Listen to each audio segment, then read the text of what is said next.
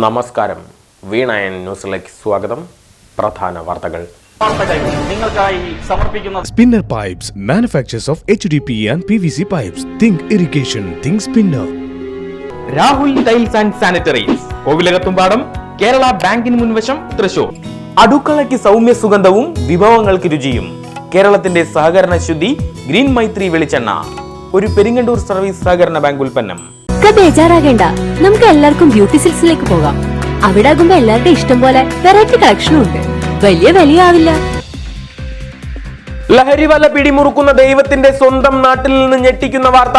കേരള പെരുമയുടെ നിറവ് തകർക്കുന്ന ഖേദകര വാർത്ത. മലപ്പുറം വളാഞ്ചേരിയിൽ നിന്ന് ലഹരിക്കടിമയായ 10 പേർക്ക് HIV ബാധ. ഒരേ സിറിഞ്ച് ഉപയോഗിച്ച് ബ്രൗൺ ഷുഗർ കുത്തിവെച്ചവരാണ് HIV ഭീകരതയ്ക്കിരയായത്.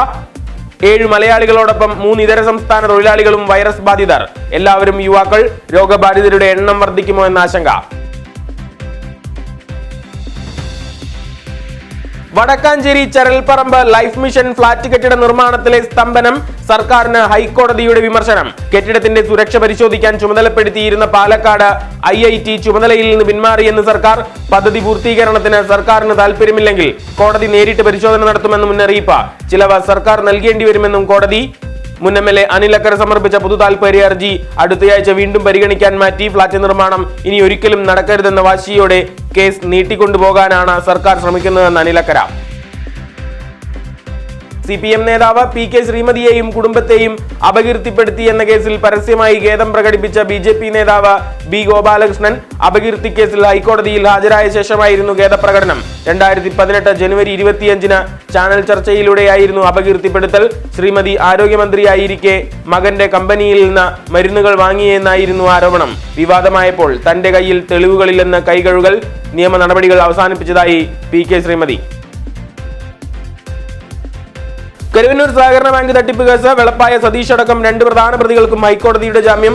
കേസിന്റെ മെറിറ്റിലേക്ക് ഇപ്പോൾ കടക്കുന്നില്ലെന്ന് കോടതി. 1.5 വർഷമായി ജയിലിൽ കഴിയുന്നതിനാലാണ് ജാമ്യം നൽകുന്നതെന്നും കോടതി. വിചാരണ നടപടികൾ തുടങ്ങാത്തത് പ്രതികൾക്ക് ഗുണകരമായി. സതീശനും PP കിരണും ജയിലിന് പുറത്തേക്ക്. വിദ്യാർത്ഥികളുടെ യാത്രാ നിരക്ക് വർദ്ധിപ്പിക്കണമെന്ന ആവശ്യം.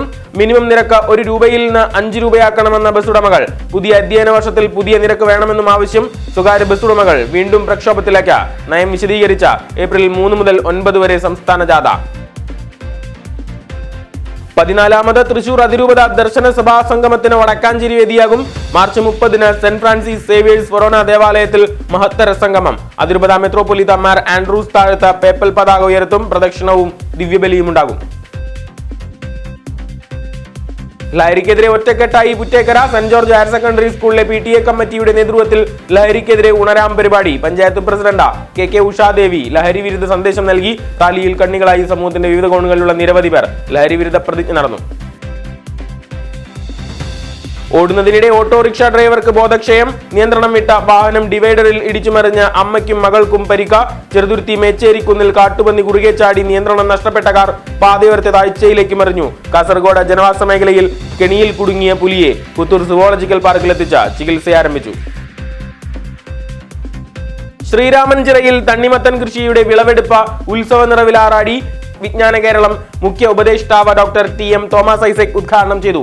ആദ്യ വിൽപ്പന നിർവഹിച്ച ഫുട്ബോൾ ഇതിഹാസം IM വിജയനും സംവിധായകൻ സത്യൻ അന്തിക്കാടും പത്മശ്രീ ജേതാവായ വിജയനും കർഷകർക്കും ആദരം.